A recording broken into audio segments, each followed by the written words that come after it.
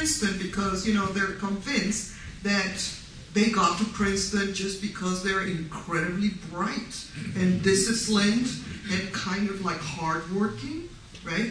After all, they've written these fantastic fiction narratives in their applications to Princeton University. So try to tell them, actually, as I did only a few days ago, that they are in that room, and I am too, not just as a result of our own personal qualities, but as a result of accumulation of experience transmitted over the generations.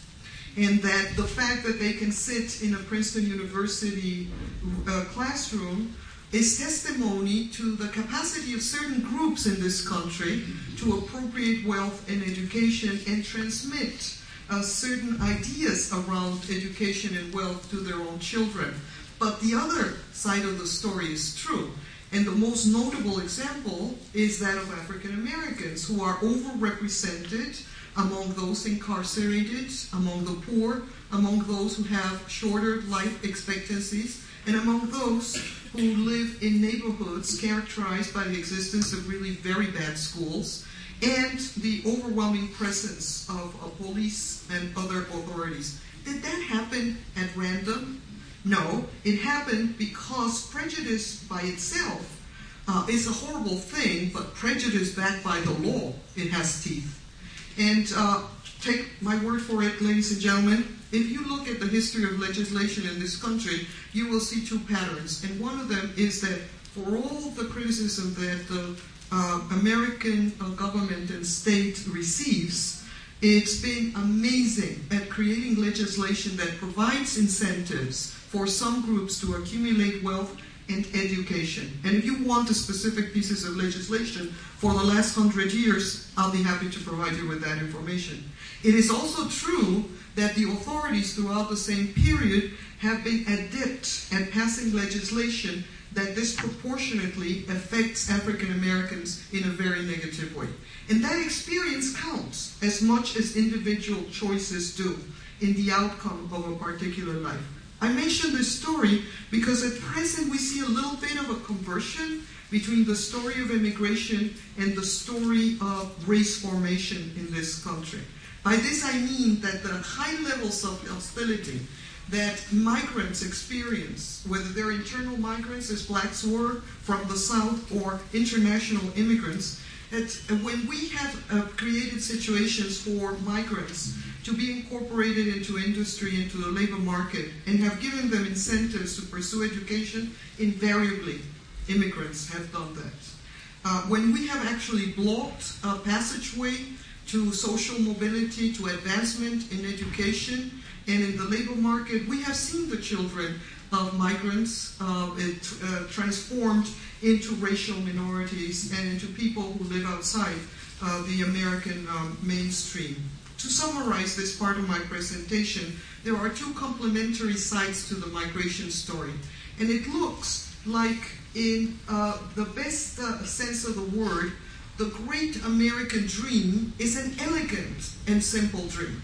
That is, providing people who are poor and foreign with opportunities in the labor market and in the educational structure always produces Americans committed to the well-being of the country, with some exceptions.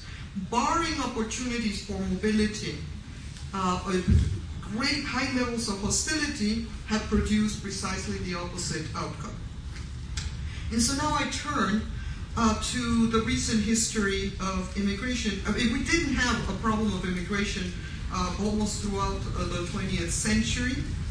Perhaps it is important to remember that in 1965, new legislation, the Family Reunification Act, enabled new immigrants from new parts of the world to arrive in this country, mostly from Latin America and Asia.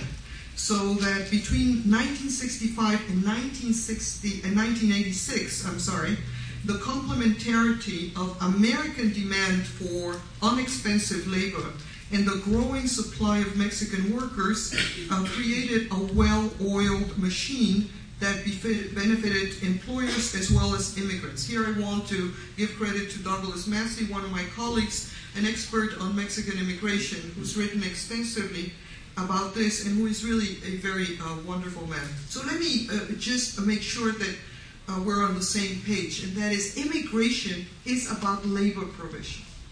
Immigrants come to this country seeking opportunities to work. And they actually perform many jobs that citizens are unable or unwilling to perform. And let me clarify this. This is not a bad thing, right? I mean, we're talking, think about what it's like in North Carolina right now. North Carolina requires about 150,000 workers for the harvest every year. In 2006, 6,000 jobs, this is something that has to be done in accordance with the provisos of the Labor Department. 6,000 jobs were reserved for American citizens as native-born American workers. How many do you think applied? Maybe 500? No, 325. Okay. Now, how many do you think arrived at the first day of the harvest? 25. How many do you think completed the season? Is that bad? Does that mean that Americans are lazy bums? No. It means that those are jobs that our ancestors have already performed in their path toward upward mobility. The United States increasingly has people who have completed high school, increasing numbers of people who have completed college, yes? And so, is it realistic to imagine that people with higher aspirations, whose ancestors have been in this country for 5 generations, and who are seeking better opportunities for self-realization, will actually apply for the harvest in North Carolina? Silly. Only Rush Limbaugh would imagine that. I mean, but that's because he's in his own little bubble, right? It doesn't happen. It doesn't happen for excellent reasons. Now, add to that the fact that we as a country are not having babies.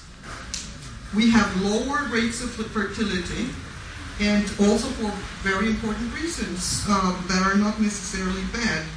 And so the result is, ladies and gentlemen of the jury, that we need immigrant workers. We need them in order to perform jobs that are very important, because even in the age of globalization, even in the ages in which everybody wants to be a computer expert, the electronics industry generates 50 times more jobs for janitors than for software developers. We need people who actually must clean our homes, must provide certain services that enhance life. And you may say, well, yeah, but you know, that's wrong because they're being exploited.